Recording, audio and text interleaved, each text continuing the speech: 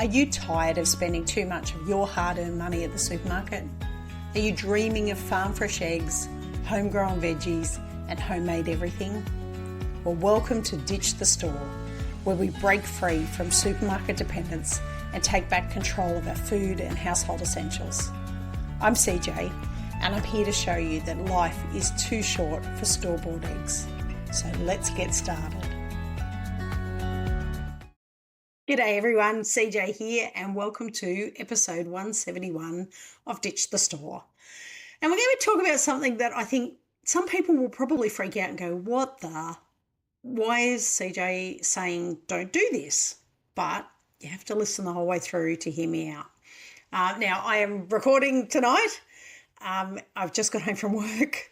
It's freezing cold. I've just lit the fire. Handy helper is on his way home from work. We have no kids in the house. And I am trying to batch some of my episodes and get them ahead because we've got a busy couple of weeks coming up. Before we get into that, so what we are talking about this week is, should you get chickens, or is there a better place to start your homesteading journey? Now, for those of you that know me, you're probably a bit surprised because you know how much I love chickens. I've written my first book already is published on chickens, and I'm nearly publishing my second book on chickens. I've had chickens myself for, I've lost count now. It's over 10 years.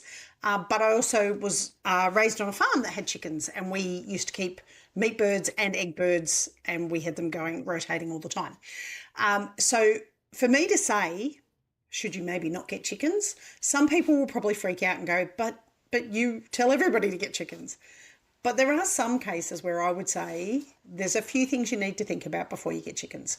So even though I love chickens and they're my favourite homesteading animal, and even though something that will surprise all of you, and this is going to be a shock to everyone who's been listening for any length of time, I'm actually a bit phobic around birds.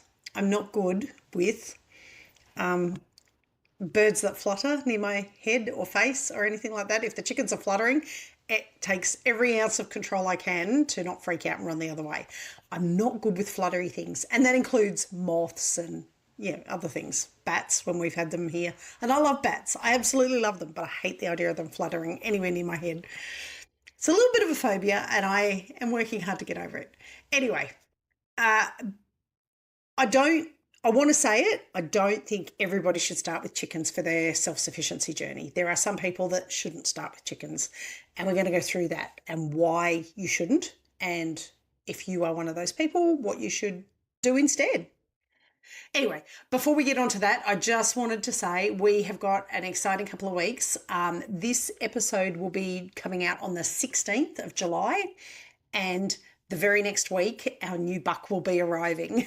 For those that don't know, we lost our buck nearly 2 years ago now to Barber's poleworm. It was a horrible, horrible situation. We did blood transfusions. We did everything we could to try and save him. It came on really, really quickly. We'd been checking him and monitoring him for his anemia levels. And it just, in the space of about 3 weeks, he went from being fine to not fine. And like I say, we did try absolutely everything to try and get him back on track, and we weren't able to do that. From the same breeder, we have found a moonspot buck, and he is he'll be 6 weeks old when he arrives, so he's still in the bottle, and he will be here by the time, I'm just having a look at the calendar, by the next episode, he will have been here. Now, I'm batching my episodes, so when I record the next episode, he probably won't be here then, but by the time that episode releases, he will be. So it's well and truly winter on the farm. We are freezing our little bits off. I've got the fire going. I came home from work and lit it straight away. The kids are with their other parent this weekend, and so therefore they're not here to keep the fire going. Yes, I was working the weekend because I am a shift worker. So for those of you that work weird hours or shifts or things like that, I completely sympathise. It's the weekend and I'm on day 4 of a 5-day block of 10-hour shifts, and I'm so ready for tomorrow to be over. And we are certainly looking forward to getting outside more. I've already noticed the change in light since we've passed winter solstice. that we are starting to get slightly longer days. And when I drive home over night time, there's a little glimmer of more light in the day. Legs going well for those that wanted to know. I have got a couple more weeks to wait till x-rays. Hopefully a couple of weeks after this podcast comes out, I will know how the bone graft went and make sure that my leg is going to stay where it is, because I'd really like that. Anyway, winter. And what are we talking about? We're talking about chickens. Now, we've already talked about the fact that most of them would be in the molt season right now. Our chickens are certainly still in their molt. The little girls are freeloading, absolutely freeloading this year. This is the longest molt I think we've ever had, and it's not the coldest winter we've ever had. So it's a little bit odd that they're doing that. But what I wanted to talk about this week is whether or not you should start with chickens, because those of you that are listening are obviously on a ditch the store, self-sufficiency journey, homesteading journey. You're looking for ways to control your food supply into your house. And if you are anything like me, and if you've started to listen to people who are much more knowledgeable than we are on dietary health, you will know that eggs are like a little superfood.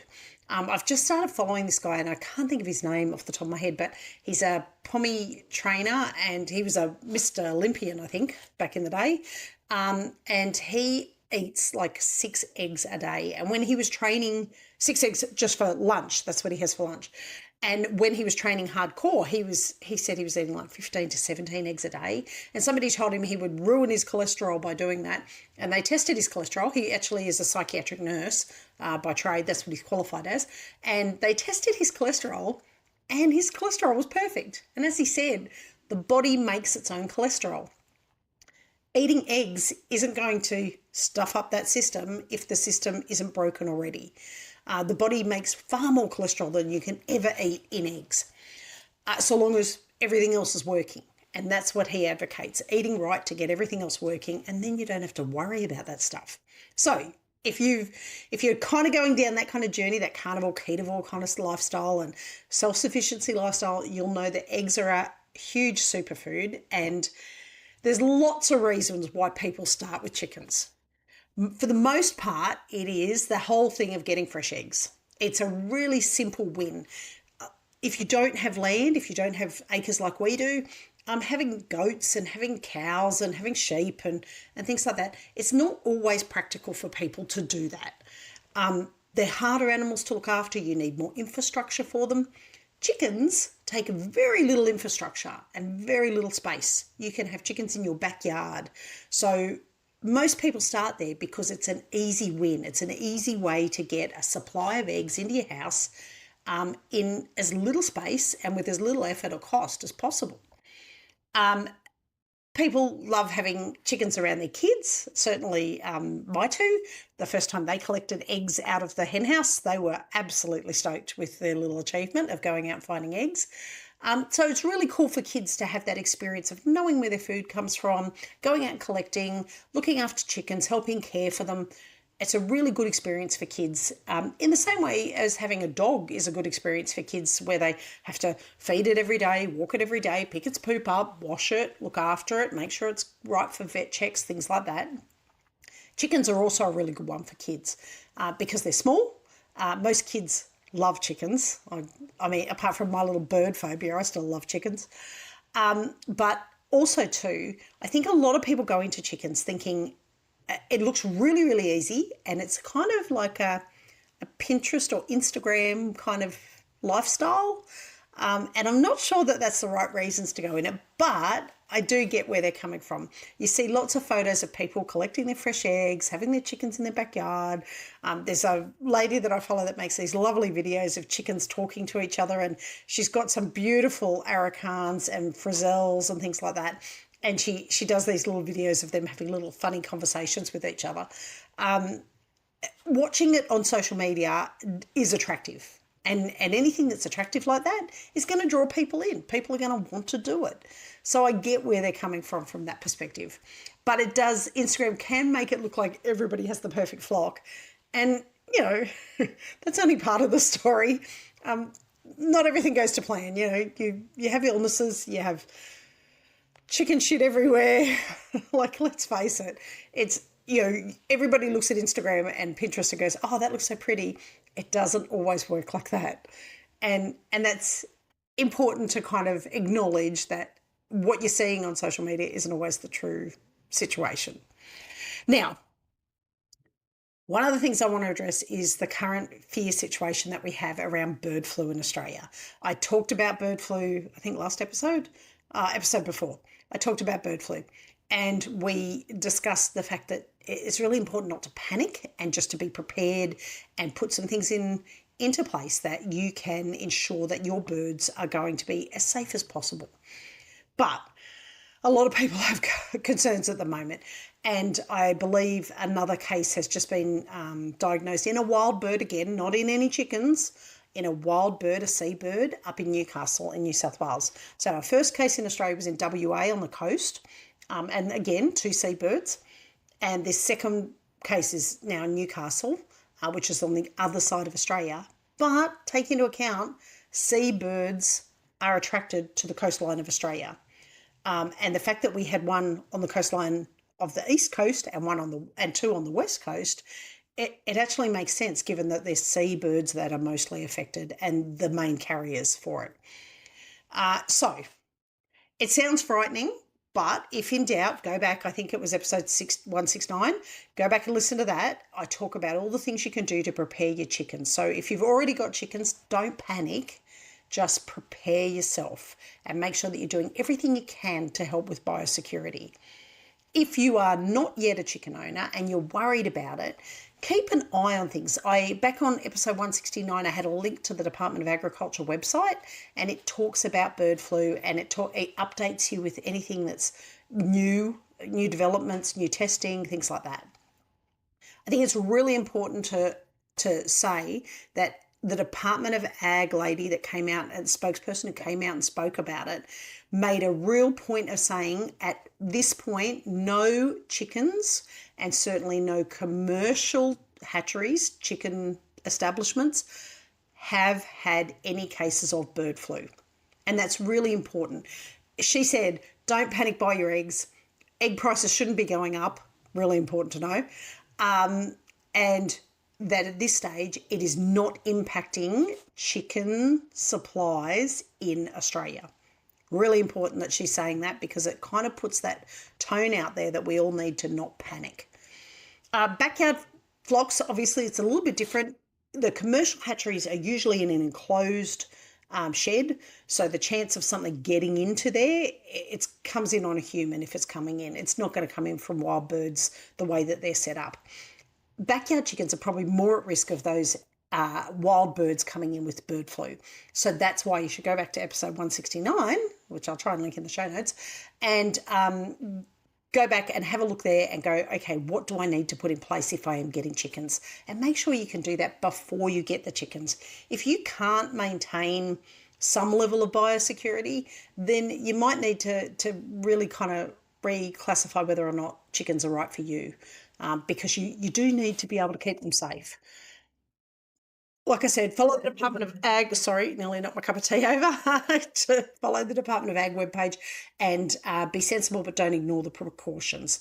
If you have livestock, you have dead stock. It's a saying that's been around for years and years and years. I don't know who came up with it, but it's very, very accurate. It's sad when you lose stock, but if you're a farmer or a homesteader, you have livestock, you have to accept the fact that eventually the livestock is going to die. Like everything else, death and taxes are the only 2 sure things in life, and that applies for animals as well as humans. So you always will have risks with your livestock. Apart from things like bird flu, you have to deal with things like foxes. Now, in Australia, foxes are the biggest predator for chickens, foxes and domestic dogs, believe it or not. If you're listening from the States, then you have other issues. You have cougars and bears and raccoons and wolves and there's other things that get into chickens. There's like weird, like badger kind of animals. Anyway, you have to be mindful of all those things. Now, we have a Merrimer who lives on the property, who is a livestock guardian dog, and she certainly protects all of our chickens. But if you're in a smaller environment, like a backyard environment, it's about having a safe backyard environment that would prevent foxes or anything else, domestic dogs more than likely in suburbia, getting into your backyard and damaging your chickens. And the really shitty bit is they don't always friggin' eat them. Sometimes they just kill them and leave them there. And that's really annoying. If I was feeding a wild animal, I would be less bothered by it than the fact that they just kill them and leave them, and it's such a waste. Anyway, you also have to worry about heat and cold. Not so much in Australia. We don't have the heavy snows. But I've got to be honest, I was listening to a lady who lives in the States the other day talk about her chickens in the snow, and she was really worried about how they would cope. She reckons the heat knocks them around more than the snow does, because she moved from a hot climate to a very cold climate, and she said in the cold climate her chickens did fine. Disease, obviously, is something you have to worry about. Predators we've already spoken about. But you know what? All of that is part of keeping animals. Any animal you have, dog, cat, goldfish. God, we had budgies that keeled over from something. Our lizard made it to 6 years old. We had God, I can't even think what she was called. Stella was her name. I can't think what kind of lizard she was, but she was a lizard that kids keep, in tanks and things like that. She made it to 6 years old and then keeled over. And yeah, I don't know why. I don't know what did it. We might have fed her something that didn't agree with her. I don't really know. But keeping animals, you just have to be aware that there is always a risk that you are going to end up with a dead animal if you have animals. So don't make bird flu the whole thing when there's all these other things that are always going to be in play. Even if bird flu vanishes off the horizon and it's not an issue for us here in Australia, there are plenty of other things you have to concern yourself with. So the real question isn't, should I get chickens? Ask yourself, why do you want chickens first? Ask that, and when you've answered that, then you can decide whether or not it's right for you at this point in time. Now, it's perfectly okay to say, I want cheap eggs. That is exactly why I got them to start with. I wanted to be able to feed my family good quality eggs, not just cheap, crappy. And back then, when I first got chickens, there still was cage eggs available in Australia. They're not available anymore. They're now called, they don't call them cage eggs, they call them barn-laid eggs, which just means they're not in a cage, but they're still jam-packed into a barn. Now, if I'm really broke and that's all I can afford to feed my family, am I going to buy them? Fucking oath I am. Absolutely. Do not beat yourself up if you can't afford pasture-raised eggs. But really, really be honest with yourself. If the reason you want chickens is to have cheap eggs, I get it. I actually understand totally. And you know what? There's nothing wrong with that. That's part of the reason I started that journey, was to try and cut down my costs because I was struggling to make ends meet. I want to be self-sufficient. Yeah, that too. I didn't want to rely on the supermarket. As I kind of moved more into my homesteading journey, the not wanting to rely on the supermarket became much more important than the wanting cheap eggs. I want my kids to learn about where food comes from. That was a no-brainer for me. Once we started going down that rabbit hole of homesteading, knowing that my kids understand life and death on a farm, and they have a very good concept of that, and I think they're very resilient as a result of that, but also the fact that they know where their food comes from and they're still not afraid of that. They're not afraid to discuss it. They're not afraid of when we butcher chickens for meat birds. They don't balk at that. Owen helps out all the time. MJ, not so keen on the dispatching, but she certainly is fine with the processing side of things. She has no problem with that. She likes meat. She likes eating chicken. So, to her, it's like, well, I like eating it, so of course I'm going to be okay with it. It could be that you hate supermarket eggs. Maybe you hate the whole supply chain thing, that it comes from these big kind of commercial hatcheries and commercial egg producers that are owned by big multinational companies that are sold through multinational owned supermarkets. Maybe that's why you don't want eggs from the supermarket. And you know what? That is your choice, and 100% it's fine to be your reason. You want to know where your food comes from. You'd be surprised the number of adults. If you're on a homestead journey, you probably have a pretty good understanding about food and food supply and where it comes from. But you would be surprised how many adults I know who have no concept of where food comes from. And I'm not just talking about your young people that get on TikTok and go, yeah, this isn't cow's milk because this is strawberry milk. So clearly it comes from strawberries, because somebody's out there milking a fucking strawberry into a bucket. Anyway, I love animals. Look, that is an absolute for me as a homesteader. Anybody that thinks farmers and homesteaders don't love their animals, they've got rocks in their head. I couldn't think of anything worse than not being surrounded by animals. I joke that at work, I said it today at work, the reason I have animals is because sometimes humans really bug me. I really would rather spend time around my animals some days rather than humans. And not all humans. Some humans are lovely and they're on the same wavelength as me and it's all good. But, geez, there's some out there that I just would rather stay well clear of. Anyway, go through, ask yourself why you want chickens and be honest with yourself. If it is for cheap eggs, great. For cheap eggs, fantastic. I would recommend getting Isa Browns, 3 or 4 of them, maybe 5 of them, depending on how big your family is, getting a small coop that's mobile that you can move around your backyard, and at the end of 2 years, dispatch the Isa Browns and get 6 new Isa Browns, and you will have a continuous, overwhelming supply of eggs. Anyway, here's where some people might disagree with me, and feel free to. I have no problem with people disagreeing with me. I think it'd be a really boring place if everybody agreed. But hear me out at least, because it's nice to have an open mindset. I don't think chickens are the first step for everybody. And I mean that in good intentions. It doesn't mean never. It just means maybe not the first step. Now, why? So there's a couple of things that I think would highlight why you would maybe not be thinking about getting chickens first. If you are somebody who can't cook home-cooked meals, if you don't like cooking, if you can't do it, if you've never been taught how to cook, if you wouldn't know how to start a meal from scratch, if you buy those dinner boxes where everything comes and you just prep it and go from there, maybe reconsider chickens as your first option. If you don't already cook from scratch at home, if you are constantly throwing away food that doesn't get used. Now, this is a really key indicator. If you're throwing away food, I joke that it's an adult.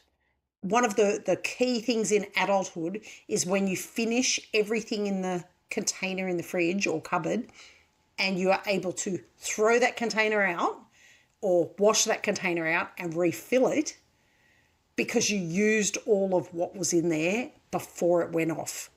To me, that is like gold for adulthood. Like you're winning, you want to give yourself a pat on the back and go, yes, I've achieved something. If you're constantly throwing food away, that means you are not meal prepping at home enough to use the food that you're already purchasing. So that means you're probably not going to use your eggs. You're not going to get through them quick enough. And don't get me wrong, when we've had oversupplies, that's why I sell them to people, because we sometimes have more eggs than we can ever use, and there's only so many eggs you can cook unless you're, doing your ketovore thing and having 6 eggs a day, in which case you're probably going to be fine. If you buy takeaway constantly. Now, disclaimer here, we're actually having takeaway tonight. The handy helper is picking up takeaway on his way home because I bought meat from the supermarket. And it's gone bad. I couldn't believe it. So we were going to cook steaks for dinner tonight, and unfortunately, it's on me. They're in the fridge, like I say. You're throwing food out. We're not. We're feeding it to the dogs. But it's just started to turn, and I'm like, nah. I'm brave, but I'm not that brave, and I've got to work tomorrow, so I can't afford to be sick. So he's getting takeout on the way home. We buy takeout occasionally.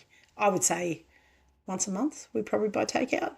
And I don't think there's anything wrong with that. I think once a month it's like going out for dinner, to me, but we choose to do it at home. But if you are that person who never cooks at home, always throwing food out that you haven't got to, that you haven't prepped or cooked, you can't meal plan, you don't like meal planning, you don't like cooking, then I would say give chickens a miss as your first homesteading thing. Having chickens won't magically fix your ability to do those things. And you can get bigger savings out of other homesteading things before you go to chickens. So If I had to start again, and I sometimes get asked, if somebody gave you a suburban house and took the homestead away, the acres, what would you do first? So there's a couple of things I would look at first. One is an audit of the pantry. Work out what you can cook and what you can't cook and what you need to stock up on and what you don't need to stock up on. Now, I'm really lucky. I'm very blessed. We have a Thermomix. So even if I was the crappiest cooker in the world, following a Thermomix is dead easy. The kids cook meals. My two kids cook probably 4 nights of the week because they just follow a recipe pattern on the Thermomix. Now, both of them have got enough smarts to be able to look and go, no, we don't have that, but we do have, say, we don't have broccoli, but we do have zucchini, so I'll chuck that in instead. They're not so silly that they'd go, oh, there's no broccoli, oh, we can't make this. Having a Thermomix is a real bonus, and certainly, I would never say don't get one. If you've got the money to get one, go ahead and get one. You will make tomato sauce, you'll make mayonnaise, hollandaise sauce, you'll grind things that you would buy whole, from the supermarket. It comes in handy for so many things, even grated cheese, blocks of cheese, and you chuck them in the thermo, 2 seconds and you've got grated cheese. So audit the pantry. Next, week 2, stop wasting food. Go through and audit your fridge and go, what am I actually using and what is getting thrown out on a regular basis? What do I like to cook and what is a real pain in the ass? What can I start aiming to do more with? Now, if you're interested in following a keto or carnivore diet, pretty much meat. Meat is it. And the next step from that, if you don't want to just eat meat, is salad and meat, fish and salad, steak and veggies. You don't have to go overboard with your cooking. You can make a salad without cooking anything and just chuck a steak on the barbecue. You can cook some fish in a fry pan, no problem at all. Toss that over a salad. Beautiful. Dinner done. It's not hard. You just have to commit to it. Now, once you get past that point, week 3, bake some bread. Now, it doesn't have to be sourdough. You don't have to start a sourdough starter. Just bake some bread. Honestly, bread is just water, salt, flour, and yeast if you're making, a non-sourdough one. If you're making a sourdough one, it's sourdough starter, water, salt, and flour. And that's it. Have a go at making bread and see how you like it. Honestly, you might find that you go, holy shit, I'm actually not bad at cooking, and those kind of things, and I'll get to it in a sec, it does give you a little bit of a confidence boost. Week 4, try and make some yogurt. If you like yogurt and you eat yogurt regularly, yogurt's one of the things that if I buy it in a big tub, for some reason everybody eats it like crazy for the first, half of the tub. And then the second half of the tub, everybody's like, oh, I don't really want yogurt this week. So that's what I joke about. I actually use my yogurt I make muffins for the kids, fruit muffins, and I put the yogurt in that to make it kind of use it up because I hate the idea of throwing it out. But also you can use yogurt that you've got left over. Always keep a little bit because you can use that as your starter for your next yogurt. So make some yogurt. Then grow some herbs. Grow some veggies. Have a crack at preserving or fermenting something. Do you see where I'm going with this? Then chickens. And the reason I say do all those things first is because it will build your confidence immensely before you get to a point where you have to be responsible for a whole other life. Those things, if you fuck up your herbs, nobody's going to care. You'll look and go, that's sad, I fucked up my herbs.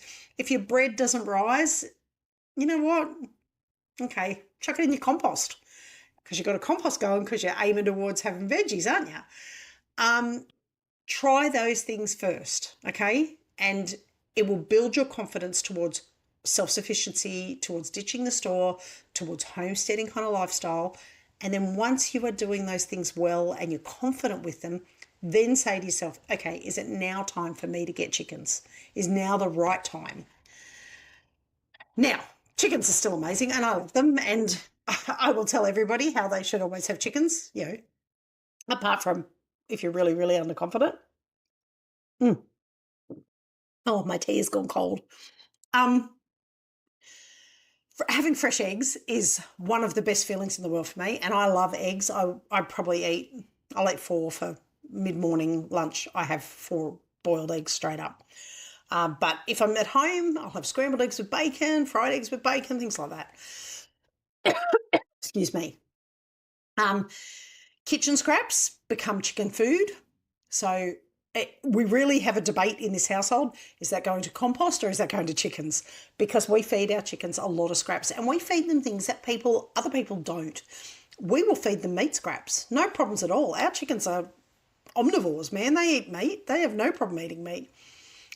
We get chicken manure, which, because we have a mobile tractor, our top paddock where all our chickens live, where we move our mobile tractor around, it is so green. The goats are trying to get over the fence into that paddock because the grass looks so lush and green.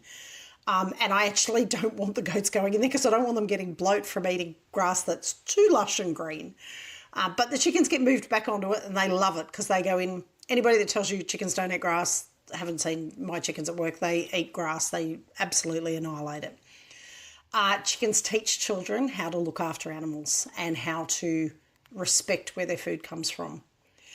Then there's also, and Handy Helper would agree with me on this, companionship, entertainment, and connection. Now, I put those things down. They sound very woo-woo, but honestly, we have chickens. Agnes is 8 years old. She's coming up 8 years old. I just had a memory come up of her egg in the incubator, and she is coming up to 8 years old now, and we love her to death. She has such a character about her. She is such a good girl. I don't care that she doesn't lay eggs anymore or that she lays them so infrequently. It's not really worth it. She is a funny little chicken, and I don't think, until you've had chickens, I don't think you get just the personality that you can get out of them. Anybody that does have chickens, share your chicken stories online just to show people how funny they can be. Because honestly, not every chicken has a personality, but Agnes, Goat Chicken, her daughter, and Red Bull were our 3 that just had, and Red Bull's gone now. She's gone to the chicken heaven in the sky. But they had the funniest personalities. Red Bull used to run up to Handy Helper and peck him on his feet until he picked her up. And then once he picked her up, she would sit back and she'd make this little cooey sound like, I'm the special girl that gets carried around the yard. So they are very, very funny little animals. Now, things that you do need to be aware of, and I'll try not to drag this out too much longer. Costs that nobody talks about, and it's important to think about this. Even though I say chickens are a great place to start because they are such a easy in to homesteading, you still have to make sure you have a secure house for them. And by secure, I mean predator proof, but also wind, rainproof, somewhere safe where they can lay their eggs. Chickens won't lay if they're not safe. If they don't feel safe, you won't get eggs out of them. So you need somewhere safe and warm and dry for them to go in of a night time. Chickens are low down on that predator list, like low down on the food chain list, and predators love them. They're a quick, easy meal for them. Feed can get expensive, and it has gone up in the last couple of years. It's gone up a little bit, but you know what? If you have a really good relationship with your local stock feed or tractor supply store, they will tell you when things are coming on sale, specials are on. Every now and then our local place, Hall Stock Feeds, which we absolutely love, Hall Stock Feeds, just outside of Canberra. Charlotte and her team are amazing, and I don't just say that because OJ works there. He actually works there sometimes, helping customers load their cars and cleaning up afterwards. But she will let me know when she's having a big sale on and lucky layers are on special, and I'll go in and buy like 10 bags in one hit, because if they're that cheap, so long as you've got somewhere secure to keep them where mice won't get into them, they'll last for a long time. Now, vet costs. This is a really important one. We don't go to the vet for our chickens, okay? If our chickens need dispatching, we dispatch them. If they have something that we can't fix, we dispatch them. If they've got something that we can fix, we do fix it. And I have tried to fix, on 2 occasions, I've tried to fix egg bound, which is the biggest issue that's going to knock your chickens over. On 1 occasion it worked, 1 occasion it didn't. We dispatched her rather than have her in pain. It's just not fair to them. But other things like feet problems, feather problems, beak problems, we've always managed it on our own. But if you're not the kind of person that can do those kinds of things on your own, you don't feel confident to do them, you need to be prepared to take the animal to the vet or have somebody you know who can dispatch a bird if it's in pain. Nobody wants to see a bird suffering. Council rules. You need to know your council rules. And I do cover that in the new upcoming book, Eggs Without Cartons. No holidays. It's really important to accept the fact that if you have livestock, having holidays means getting a house sitter, a farm sitter, an animal sitter, somebody coming in.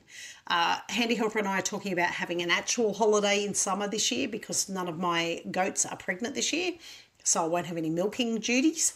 And so we're talking about getting Nanny and Pa, Handy Helper's mum and dad, down to the farm to look after the animals for us, because all they have to do literally is feed the dogs, feed the chickens and collect eggs, and check that all the goats' feet are pointing in the correct direction.